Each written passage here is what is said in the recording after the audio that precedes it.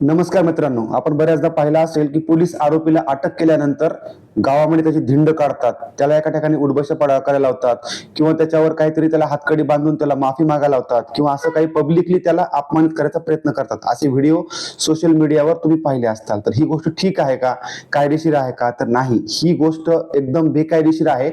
आरोपीला स्वतःचं डिग्निटी असते, त्याचं स्वतःचं चारित्र्य असतं.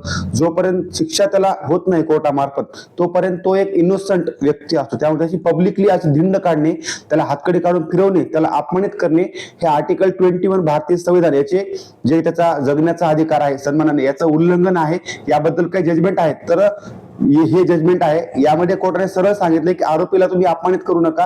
अशा प्रकारचं कोणते कृत्य केल्यास त्याला करायचं काय?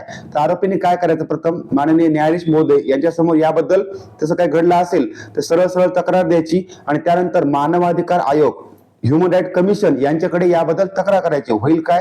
त्या पोलीस अधिकाऱ्यावर कारवाई होईल आणि त्याला यामध्ये कधी कधी आरोपीला नुकसान भरपाई पण भेटू शकते. पण हा बऱ्याचदा काय होतं,